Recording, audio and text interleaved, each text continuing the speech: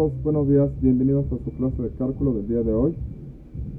Vamos a comenzar nuestro curso analizando algunos temas importantes para el comienzo de la parte de cálculo diferencial, que es la parte introductoria, la cual vamos a llamar precálculo, ¿de acuerdo? Entonces, para empezar a trabajar con toda la parte de cálculo y precálculo, empecemos analizando los sistemas de numeración o sistemas numéricos, como gusten llamarlos. Empezamos con el conjunto de números más sencillos, más intuitivos, que es el sistema de números naturales. Los naturales son los números conformados, ¿de acuerdo? Por números positivos, enteros, ¿vale? Y aquí hay un gran debate en cuanto desde dónde se debe de iniciar, si los números incluyen al 0 o no, ¿de acuerdo? En nuestro caso vamos a incluir al 0, ¿sale? Debido a que es necesario para la construcción de teoría de conjuntos, pero quienes no lo ven desde ese punto de vista, pues consideran que el 0 no debería de estar en los naturales. Estos números se extienden, vamos 1, 2, 3, 4, 5, así sucesivamente, y se van a extender hasta el infinito, ¿de acuerdo? Considerando el infinito no como un número, y eso nos debe de quedar bien claro en la parte de cálculo, el infinito, ¿sale? No es un número, sino que en realidad es un concepto, el concepto de algo que crece indefinidamente y que no es posible alcanzar, ¿de acuerdo? Es como es algo que no importa donde lleguemos, siempre el infinito es como que puedes continuar hacia adelante, ¿de acuerdo? Es como aquella frase de siempre uno más que tú, ¿sale? Eso es el infinito, o sea, no importa dónde estés, siempre hay algo más grande, entonces se extiende hasta donde no podemos observarlo, ¿de acuerdo? Esa es la intención del infinito. Dentro de los números naturales, nosotros podemos agarrar dos números naturales, ¿sale? Los que quieran, digamos A y B, y pues obviamente si agarramos A y lo sumamos con B, pues el resultado estaría aquí, ¿de acuerdo? Agarren dos números naturales y súmenlos, los que quieran, y el resultado es otro número natural. También tenemos que el producto, la multiplicación de dos números naturales, pues nos da otro número natural. En ese sentido no tenemos ningún problema. Sin embargo, hay operaciones que no podemos hacer aquí, ¿de acuerdo? Por ejemplo, la resta, ¿vale? No siempre nos da un número natural. Por ejemplo, hagamos la resta de 5 menos 7. El resultado, ¿sale? Ya no es un número natural, nos daría me faltan 2, ¿sale? Es decir, un número que le empezamos a llamar negativo. Entonces lo que sucede es que tenemos que hacer la extensión de los números naturales a un nuevo conjunto de números, ¿sale? Que incluya estos casos. Cuando hacemos esa extensión, ¿vale? Ya no trabajamos con los números naturales, sino que trabajamos con los números enteros. Los números enteros, ¿vale? Son los que van desde menos infinito, ¿vale? Menos 2, menos 1, 0, 1, 2, y así se extienden nuevamente hacia infinito, ¿de acuerdo? Tenemos números en ambas direcciones. Y la necesidad de generar los enteros, pues es que ahora sí dos números enteros que agarremos cualesquiera, al sumarlos pues nos da el resultado un número entero, ¿sale? Al agarrar dos números enteros y restarlos, ¿sale? No importa si el resultado es positivo o negativo, el resultado queda en los enteros, ¿sale? Al multiplicarlos, los números enteros, pues no importa nuevamente si el resultado es positivo o negativo, también da en los enteros. Pero si nosotros agarramos A entre B con B diferente de 0, ¿de acuerdo? Es decir, que no podamos dividirlos, ¿sale? O más bien, vamos a tratar de hacer la división. y el resultado pues no siempre está aquí dentro, ¿de acuerdo? Por ejemplo, tratemos de dividir digamos que tenemos 5 manzanas y 10 niños, pues el resultado de esta división no es un número entero, ¿de acuerdo? Si tuviéramos 10 manzanas y 5 niños, pues a cada niño le toca 2 manzanas y el resultado pues, sí está aquí. Pero tenemos 5 manzanas y 10 niños, ¿vale? Pues el resultado no es un número entero y tienen que empezar a compartir, ¿de acuerdo? A partir de esto, para poder agregar o tener todas las divisiones de números enteros, se extiende el conjunto de números y se extiende al conjunto de números racionales. Los números racionales son aquellos, ¿de acuerdo? Aquel conjunto de números que tienen la forma P entre Q, ¿de acuerdo? Donde P y Q son números enteros, es decir, vamos a dividir cualquier par de números enteros siempre y cuando Q sea diferente de 0. Es decir, no estamos permitiendo la división entre 0, porque si permitimos la división entre 0, empiezan a suceder cosas muy raras, ¿de acuerdo? Entonces no vamos a permitir la división entre 0, y eso nos da, ¿sale?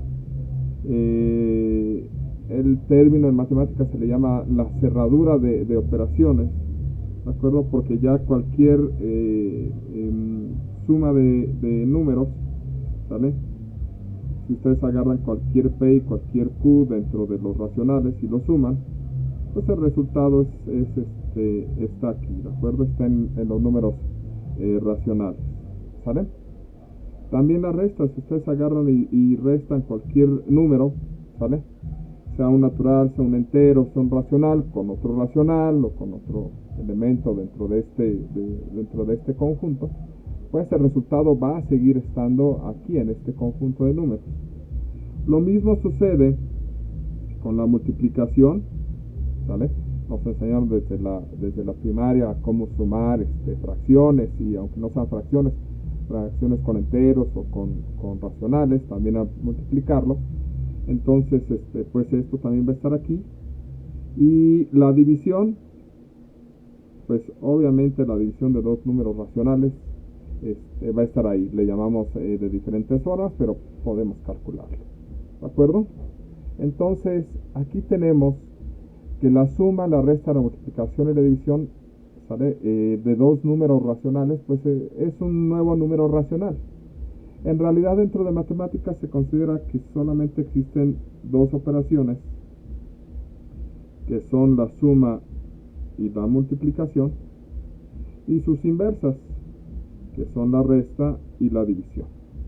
Entonces, lo que estamos diciendo es que el conjunto de números racionales es cerrado entre la suma y la multiplicación, porque sumar dos números racionales nos da un número racional, y multiplicar dos números racionales pues nos da un nuevo número racional.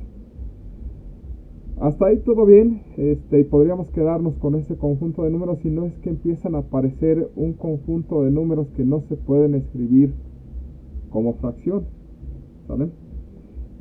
Son números que se extienden indefinidamente, y no podemos encontrar un número P y un número Q tal que al dividirlos nos dé el resultado de este número racional, ¿de acuerdo? Ese tipo de números se les va a llamar irracionales, ¿sale?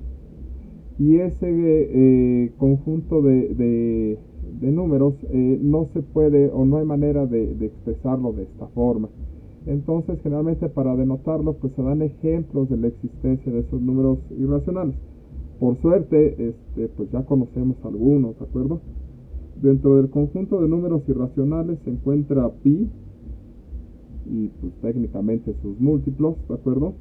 Las raíces que no son enteras, o las raíces cuyo resultado no es racional, por ejemplo, raíz de 2, raíz de 3, raíz de 6, son números irracionales, ¿de acuerdo? Otro número que a lo mejor conocen, que es el número de Euler, ¿de acuerdo? El número E, ¿sale? Que es la base de los logaritmos naturales.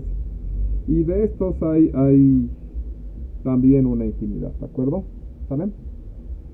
Si tienen curiosidad por estos conjuntos de números y qué tanta relación hay entre los naturales, los enteros y los racionales, se les puede comentar que, por ejemplo, hay tantos naturales como números enteros existen, ¿de acuerdo? Que pese a que se va hacia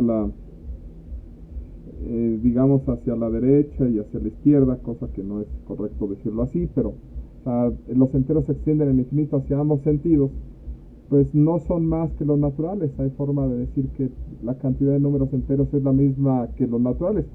O sea, uno esperaría intuitivamente que si esto es infinito, pues aquí fuera como 2 infinito, pero no, pues resulta que hay la misma cantidad. De hecho, el número de números racionales, o el tamaño del conjunto de los números racionales, pues es del mismo tamaño que los naturales. Sin embargo, el conjunto de números irracionales tiene muchos más números que los racionales, ¿de acuerdo? Y lo que nos ha tratado de decir es que el, los números racionales llenan los huecos que se forman en los números irracionales, porque estos tienen más, ¿sale? Lo pueden ver, después les dejo un video de lo que es el hotel Habitaciones Infinitas, donde se explica la relación en por qué estos tienen el mismo tamaño. Pero lo vemos con calma. De aquí lo importante es entender que estos dos conjuntos, ¿sale? El número el conjunto de los racionales y los de irracionales no tienen elementos en común, ¿de acuerdo? No hay ningún racional que viva en los irracionales y por su parte no hay ningún irracional que vive en los racionales. ¿Por qué? Pues porque el conjunto de números irracionales es el conjunto de números que no se puede escribir con fracción, ¿de acuerdo? Entonces estos dos conjuntos no tienen ningún elemento en común, ¿sale? Pero lo que nos va a interesar de estos dos es juntarlos, ¿de acuerdo? Es decir, agarrar y juntar el conjunto de números racionales con el de irracionales y obtenemos un nuevo conjunto, ¿vale? Ese nuevo conjunto es el conjunto de los números reales. Y el conjunto de los números reales, ¿de acuerdo? Que se nota con una letra R, pues es lo que se obtiene de juntar el conjunto de números racionales con el conjunto de números irracionales. Y este conjunto de números reales, ¿de acuerdo? Pues es el que nos permite denotar la recta numérica, ¿sale? Esta recta que se transforma en línea, ¿de acuerdo? Cuando nosotros juntamos estos dos conjuntos, que previamente pues es una cosa con huecos si no consideramos a los irracionales o no consideramos a los racionales. Y qué cosa curiosa, la mitad de esta línea pues está donde nosotros querramos, porque se extiende hacia un lado y hacia el otro de manera indefinida. Cuando nosotros denotamos una posición y definimos que ahí está el 0, ¿sale?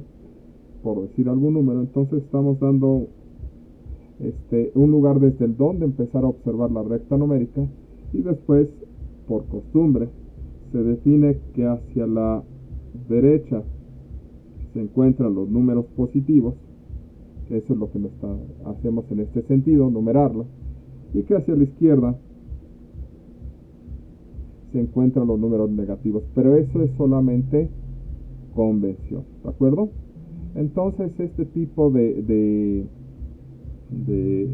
recta nos va a representar todos y cada uno de los números con los que podemos trabajar, y eso los vamos a llamar los números reales, ¿de acuerdo? ¿Vale? Esta recta se extiende hacia la derecha como hacia la izquierda. En este caso, aunque pues eso depende de cómo la dibujemos, ¿sale? Se acostumbra a dibujar de manera horizontal, pero es pura convención. Ustedes pueden trabajar la recta numérica en este sentido, ¿sale? definir que ahí está el 0 y pues entonces empezar a numerar y decir que aquí está el 1, el 2, el 3, el 4, y menos 1, menos 2, menos 3, pero es simplemente convención, o hacerlo vertical también porque así lo necesitan. Aquí definir el 0, aquí el 1, aquí el 2, menos 1, menos 2, pero pues eso ya es dependiendo de las necesidades. Por costumbre, ¿sale? Y porque estamos acostumbrados a mirar las cosas de manera horizontal, porque así se extiende nuestro mundo, ¿sale? Acostumbramos colocar la recta numérica de manera horizontal. Vertical es más difícil porque nos obliga a mirar hacia arriba y hacia abajo, por eso es que nos acostumbra, salvo que tengamos que hablar de que estamos trabajando con otras cosas. ¿De acuerdo? Bien. ¿Existen números más allá de los naturales, de los reales? La respuesta es sí. ¿De acuerdo? Algunos de ustedes dentro de alguna ingeniería lo podrían estudiar. La extensión de los números reales tiende a ser los complejos, que es cuando nosotros aceptamos la existencia de la raíz de menos 1 o la raíz de números negativos. ¿Sale? De hecho, las construcciones de numéricas se dan a partir de la aceptación de la existencia de números, ¿de acuerdo? A lo que voy. Borramos esto. Nosotros empezamos con los números naturales, ¿de acuerdo? Porque pues son los más sencillos. De hecho, todos aprendemos a numerar a través de comparar nuestros dedos con conjuntos de elementos, y empezamos a numerar a través de comparar cuántos dedos equivalen a los objetos que tenemos frente a nosotros. Después de 10 se complica, entonces necesitamos los dedos de alguien más o empezar a extender el sistema de números. El problema es que no tenemos dedos negativos, ¿de acuerdo? A menos que nos falten dedos, pero esa es otra historia, ¿sale? Pero no tenemos números negativos.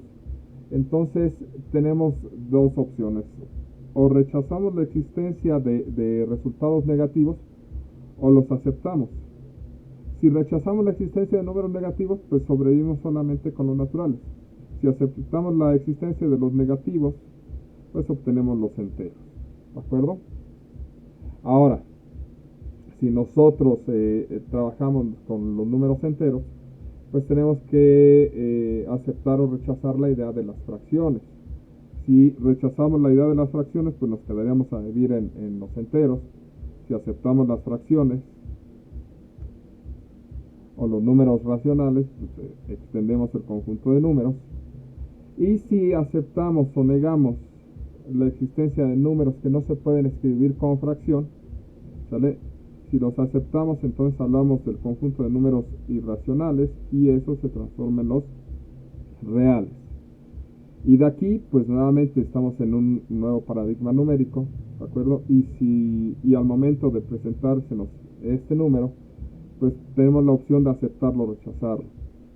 Si rechazamos la existencia de este tipo de números, nos quedamos solamente en los reales. Si lo aceptamos, pasamos al conjunto de números complejos.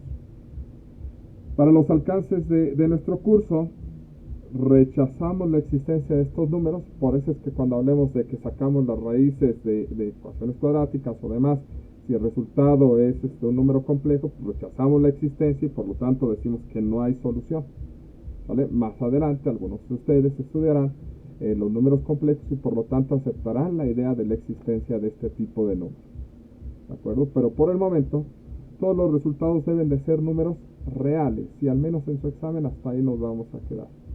Y es importante que entendamos que hablamos de los números reales, porque siempre que nos digan en esta materia, en cálculo o en alguna otra área, nos digan x es una variable que nos representa un número, de antemano, a menos que nos expliquen, ¿de acuerdo?, que es un número natural, entero, racional, de manera explícita.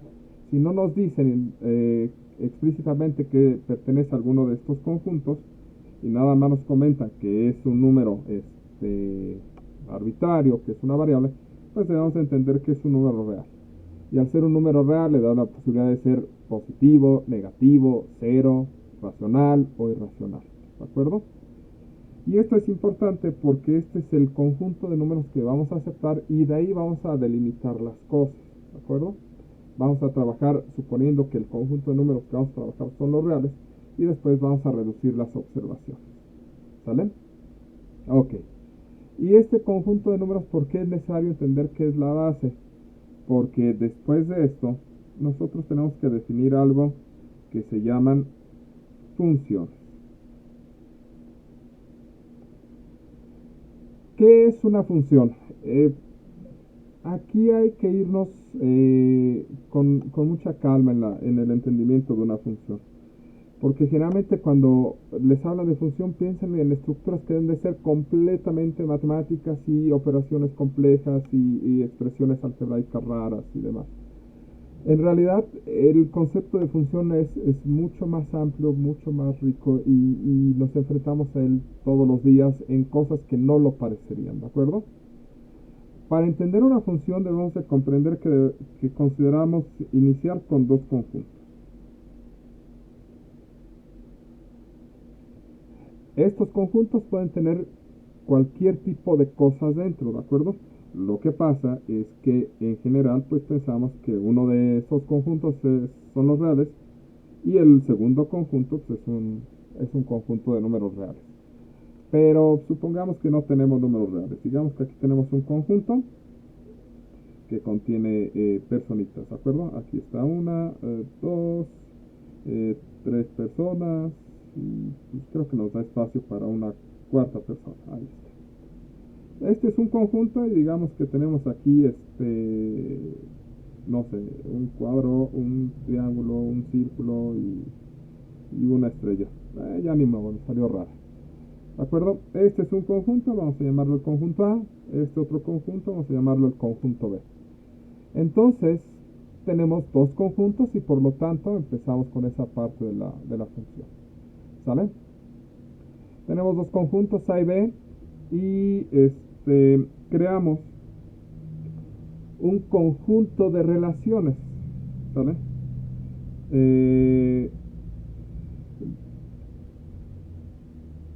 Vamos a crear un conjunto de relaciones entre los objetos de los dos conjuntos. ¿Sale?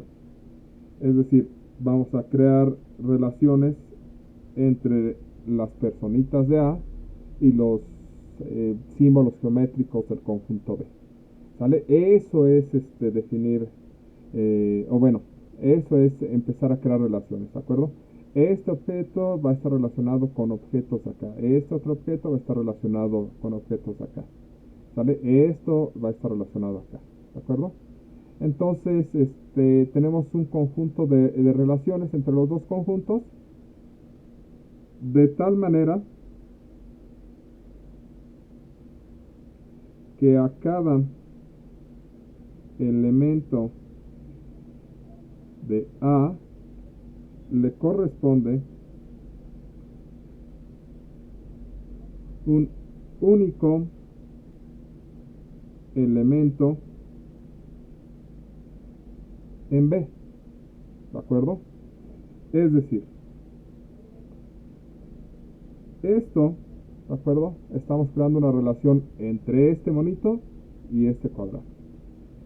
Aquí nosotros estamos creando una relación entre el segundo monito y el triángulo. Aquí estamos creando una relación entre este monito y la estrella. Y aquí estamos creando esta relación entre este monito y la estrella. ¿De acuerdo?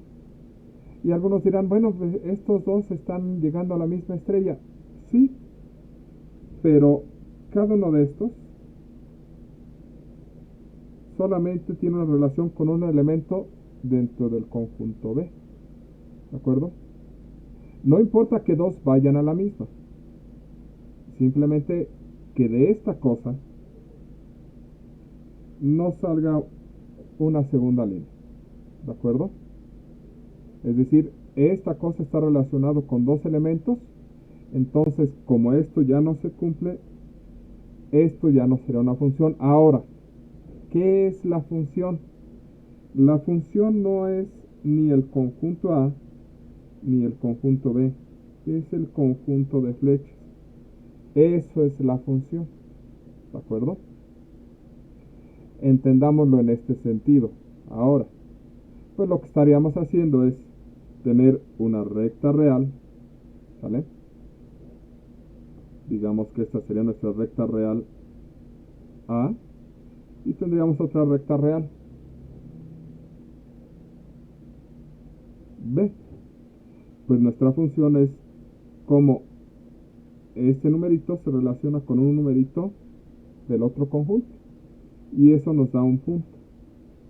Y nuestra función entonces sería algo así, que esto en realidad pues es una representación gráfica. ¿De acuerdo?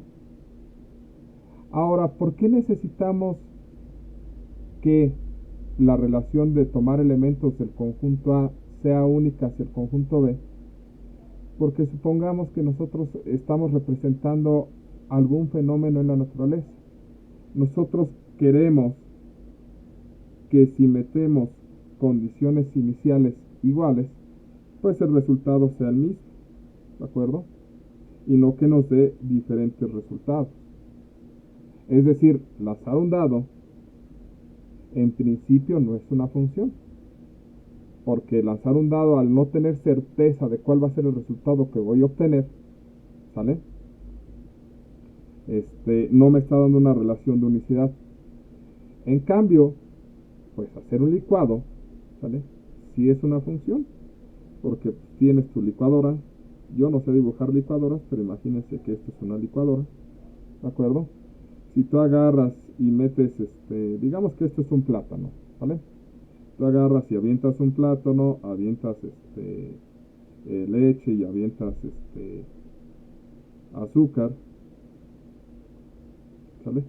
Pues lo que vas a obtener si lo pasas por la licuadora, que esta sería nuestra función, pues el resultado al final del día, que feo vaso, pero pues es un vaso, ¿sale? Mejor dibujo ese vaso nuevamente. Lo que estás obteniendo pues no es otra cosa que el licuado de plátano.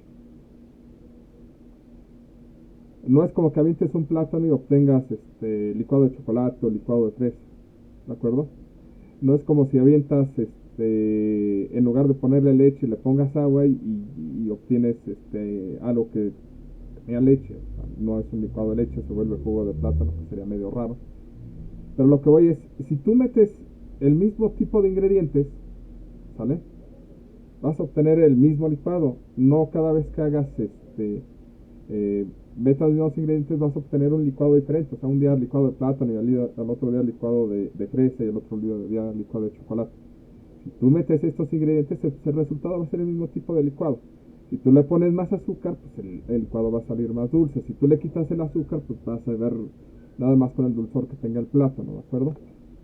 De ahí que lo que tú busques es que meter, ¿sale? Los mismos ingredientes o las condiciones iniciales, un cierto conjunto de condiciones iniciales, pues el resultado va a ser el mismo, no le das posibilidad de que sean diferentes. De ahí la importancia de que en una función el resultado sea único y no des alternativa a todos posibles resultados. Entonces, al final del día, ¿qué es una función? Pues es un conjunto de relaciones entre objetos de dos conjuntos, de tal manera que a los elementos origen les corresponde un único elemento en el conjunto destino, ¿de acuerdo? A es el origen, B es el destino, o llamados comúnmente dominio y contradominio. ¿De acuerdo? Esto es una función. Tomas elementos del conjunto A y los relacionas del conjunto B. Hay muchas formas de relacionarlos, ¿de acuerdo? Entonces hay muchos tipos de funciones. Esta es una forma de relacionarlos, pero pudieron haber estado relacionados de manera diferente. Tal vez se relacionaba acá, por acá, y luego por acá, y luego por acá. Todos iban al círculo porque les cae bien. Y este conjunto pues, ya sería una segunda función, una función diferente, con los mismos conjuntos. Pues nosotros que acostumbramos a trabajarlo en matemáticas dentro del plano cartesiano tenemos una infinidad de formas de escribir funciones, ¿de acuerdo?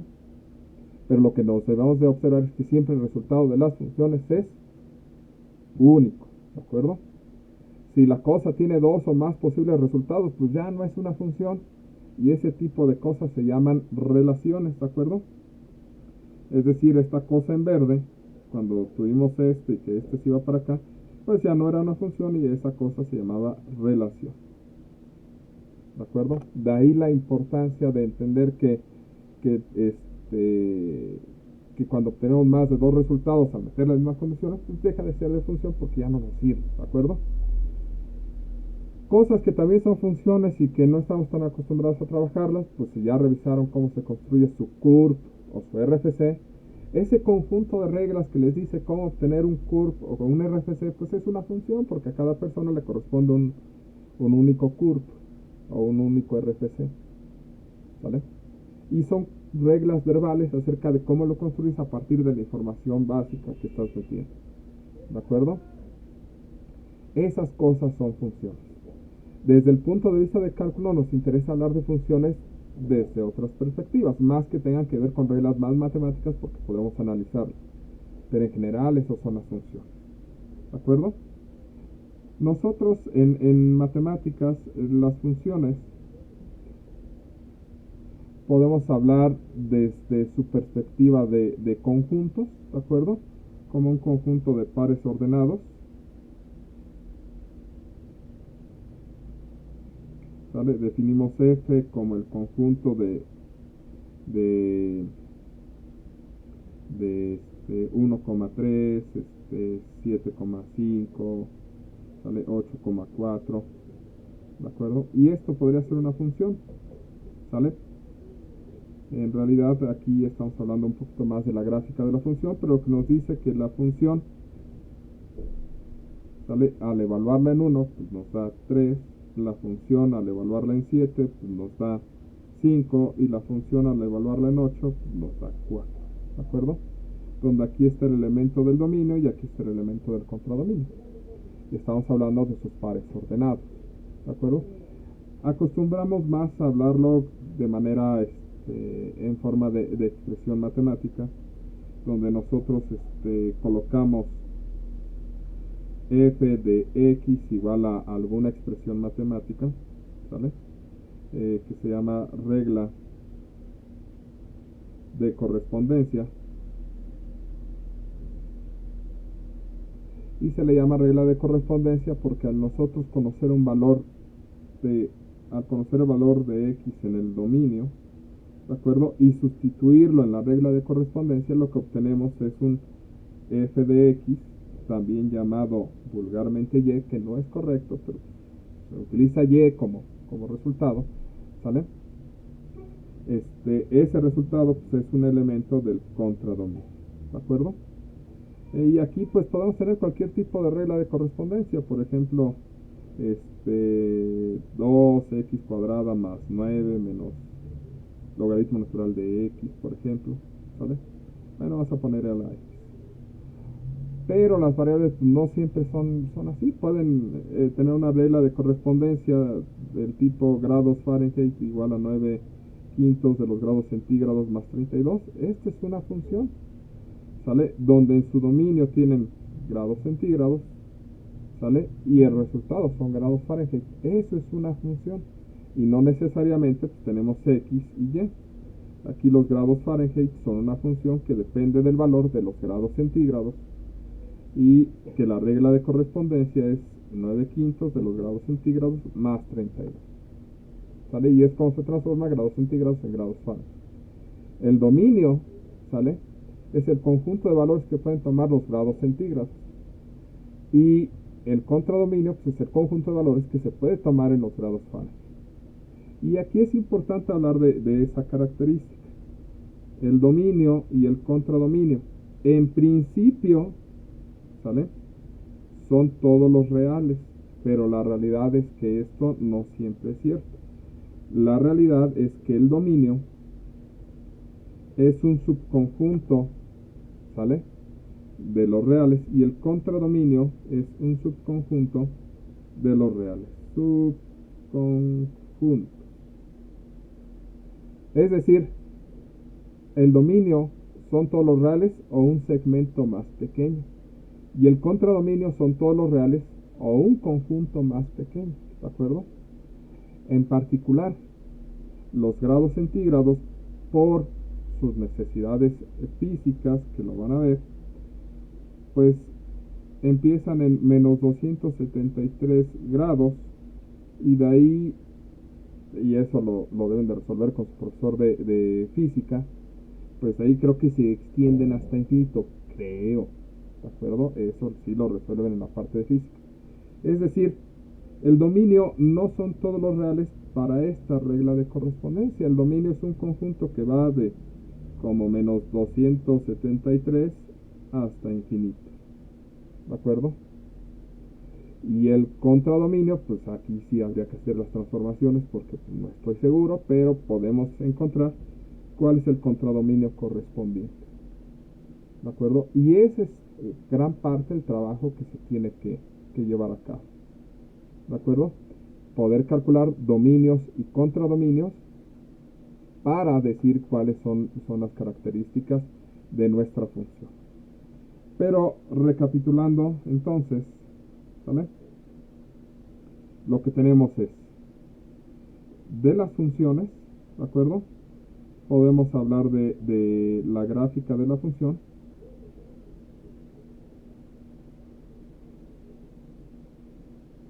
¿De acuerdo? Que en realidad es el conjunto de pares ordenados de la forma x, f de x. ¿De acuerdo? Donde x pues debe de ser un elemento o un valor del dominio. ¿Vale? Si habláramos de la función anterior, sería 5, 10, 50, menos 200, menos 80, que son temperaturas en grados centígrados. Y el resultado, y f de x, es el resultado de hacer la operación y es un elemento del contradominio. ¿De acuerdo? Y también tenemos por regla de correspondencia.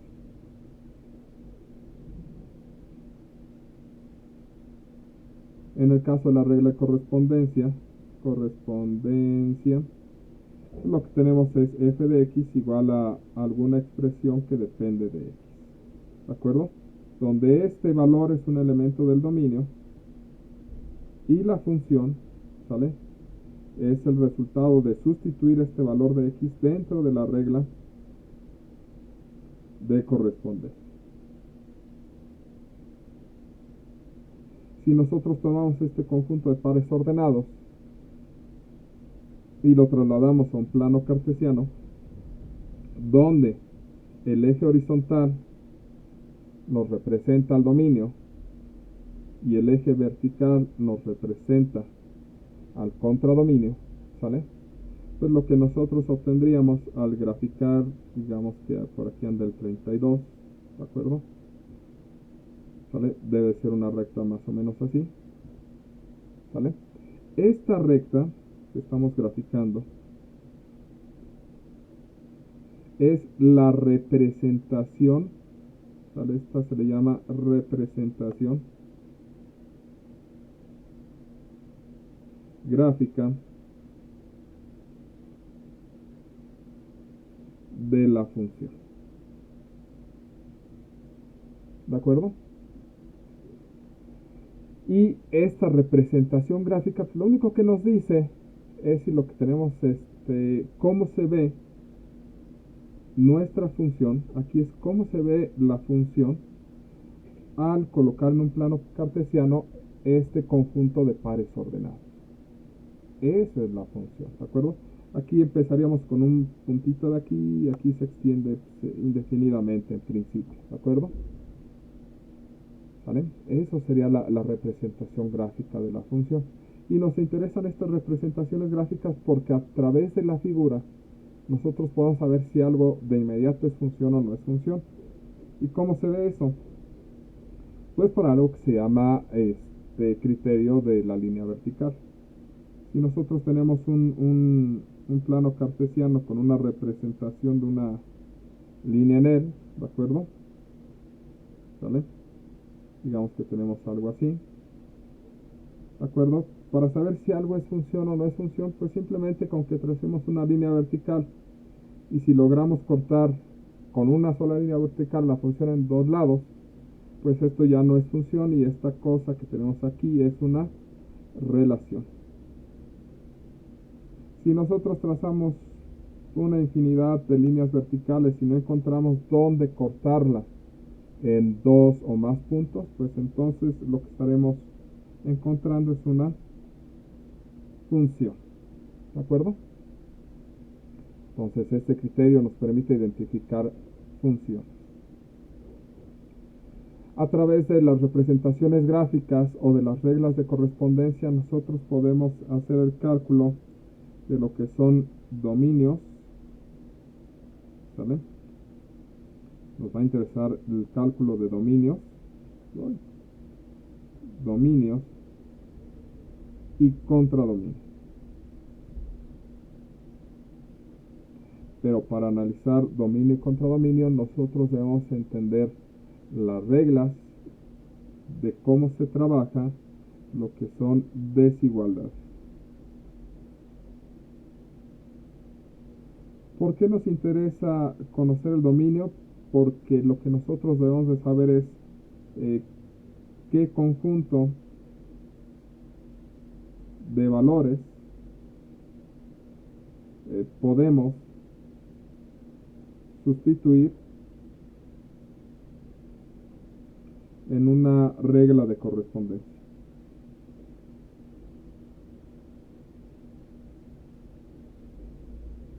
¿De acuerdo? ¿Por qué nos interesa ver qué valores? No es que el resultado que vamos a obtener tenga o no sentido, ¿de acuerdo? Que en general la reducción del dominio sí nos va a decir cuáles son los valores que no tienen sentido. Pero el dominio también nos limita el conjunto de errores que podamos cometer. Por ejemplo, en esta regla, ¿sale? 9 quintos de grados centígrados más 32, pues no tiene caso decir que vamos a sustituir los grados centígrados por menos 500, pues porque nos enseñaron que no hay temperaturas tan bajas, ¿de acuerdo? ¿Sale? Las temperaturas tienen un límite inferior. Nosotros podemos sustituir aquí esto y obtener un resultado, pero el resultado que obtenemos tampoco tiene sentido, ¿de acuerdo? Ahora, por otra parte, ¿sale? Nosotros podemos tener esta función f de x igual a raíz de x menos 7. Y pues nosotros podemos sustituir 5, 8, menos 3, ¿sale? Menos 6, por ejemplo, y obtener un resultado. Pero no tiene caso evaluar f en menos. No es cierto, no podemos sustituir 5. Acabo de decir un montón de cosas que no se pueden hacer. ¿Sale? ¿Por qué? Porque si sustituimos f de 5, pues sería calcular la raíz de 5 menos 7, sería calcular la raíz de menos 2. Y esto no podemos calcularlo porque, como vamos a trabajar con los números reales, no aceptamos, ¿sale? Raíces de números negativos. Y como no lo aceptamos, pues este valor, el 5, no puede pertenecer al dominio, ¿de acuerdo? ¿Cómo identificamos dominios? Pues lo vamos a hacer a través de desigualdades, pero eso lo veremos en la próxima clase.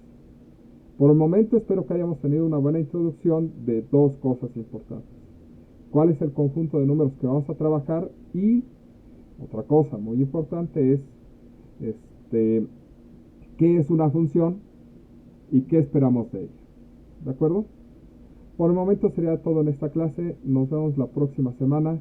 Cuídense mucho. Un abrazo. Pórtense mal. Estamos en contacto. Nos vemos. Bye.